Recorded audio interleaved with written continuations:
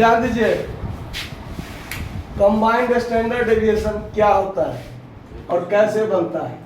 इसमें अलग अलग ग्रुप है ना, दो अलग अलग ग्रुप या तीन ग्रुप या चार ग्रुप आपको अलग अलग दिया रह सकता है, जिसमें अलग अलग ग्रुप का नंबर ऑफ आइटम रहेगा, माध्य दिया रहेगा और उसका स्टैंडर्ड डेविएशन दिया रहेगा।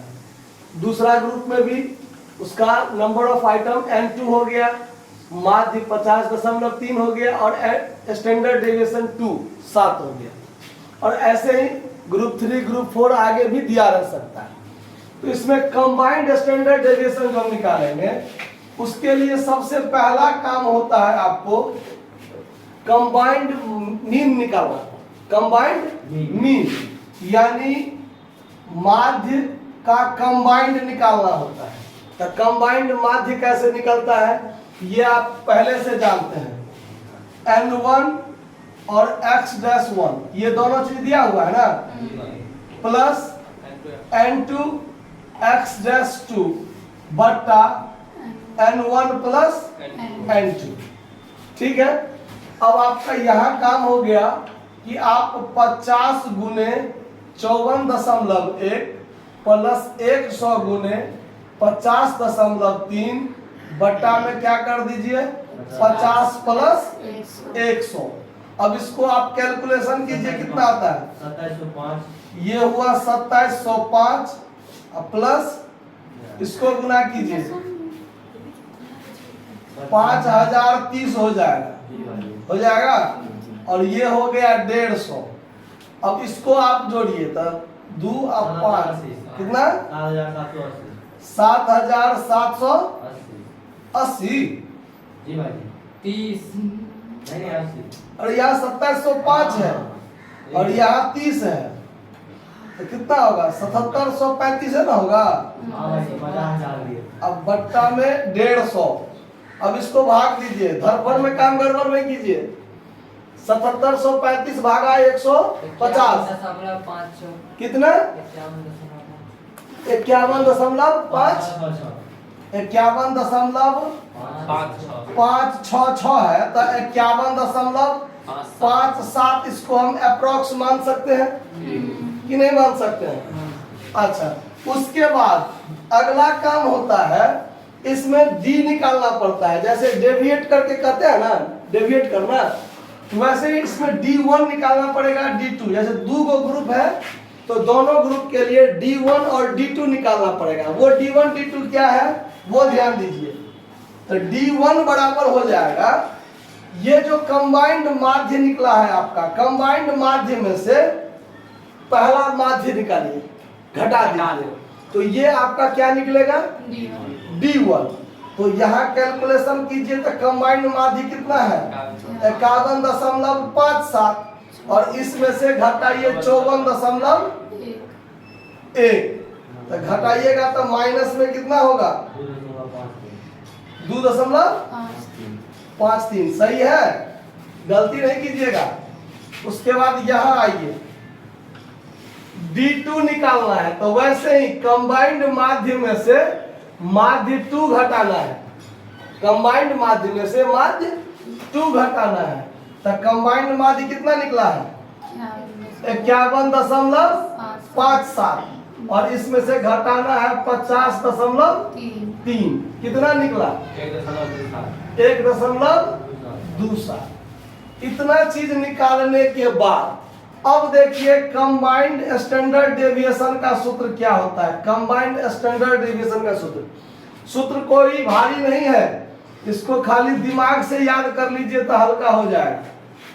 देखिए N1 स्टैंडर्ड डेविएशन 1 इसका स्क्वायर कर लीजिए प्लस N2 स्टैंडर्ड डेविएशन 2 का स्क्वायर कर लीजिए प्लस अगर मान लीजिए और ग्रुप रहता, अगर 3 ग्रुप रहता 4 ग्रुप रहता तो N3 plus standard N3 into standard deviation 3 का होल स्क्वायर करते, N4 इंटू स्टैंडर्ड डेविएशन 4 का स्क्वायर करते, ये ऐसे बढ़ते जाता। उसके बाद जैसे D1 और D2 हम निकाले हैं ना, फिर अगला काम होगा N1 D1 का स्क्वायर प्लस N2 D2 का स्क्वायर बट्टा में N1 प्लस N2। और अगर 3 4 रहता तो ऐसे ही ये भी बढ़ते जाता और नीचे में भी N plus N2 plus N3 करके बढ़ाते जाते। तो ये सूत्र ध्यान रहेगा बात, बस वो ट्रिक से याद रखिएगा तो ध्यान रहेगा। अब कैलकुलेशन कर लीजिए इसका। N1 कितना है 50, इसमें गुना कर लीजिए 54 नहीं स्टैंडर्ड कितना है 8, तो 8 का स्क्वायर प्लस 100 गुने 7 का स्क्वायर प्लस फिर यहाँ पर N1 कितना है 50 गुने D1 कितना है, ये माइनस में होगा, ध्यान रखिए। ये 51.57 है ना, इसमें से 54.1 हटाना है तो यह माइनस में होगा। तो यहाँ पर -2.53 इसका स्क्वायर कर लीजिए अब प्लस 100 गुने ये प्लस में है 1.27 इसका स्क्वायर कर लीजिए और बट्टा में 50 प्लस कितना 100। अब इसको कैलकुलेशन कीजिए। ये थोड़ा लग रहा है आपको क्रिटिकल, लेकिन कोई है भारी नहीं है ना। ये हो जाएगा 8 का स्क्वायर 64 को 50 से गुना कीजिए तब 3200, 7 सते 49 को 1 से गुना कीजिए 4900, फिर अब इसको पहले स्क्वायर कर लीजिए फिर 50 से गुना कीजिए 2.53 गुने 2.53 नहीं ये तो माइनस माइनस प्लस हो जाएगा, ये प्लस तो ऑलरेडी हो जाएगा। ये 320.04 ठीक है 045 प्लस अब इसको पहले स्क्वायर कर लीजिए 1.27 गुने 1.27 और फिर गुने 100 कीजिए।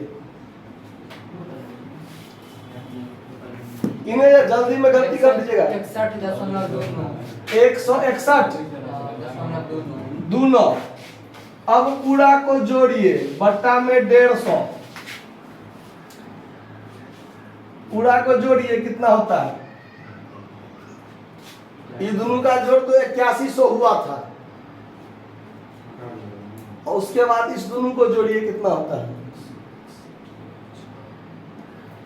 जोड़िए 85.83.335। अब बट्टा में कर दीजिए 150, अब इसमें 150 से भाग दीजिए 57.2089। अब इसका वर्गमूल कीजिए। ऐसे ही सवाल में मार्क्स नहीं मिल जाता है, बिना भीड़ का खीर होता है।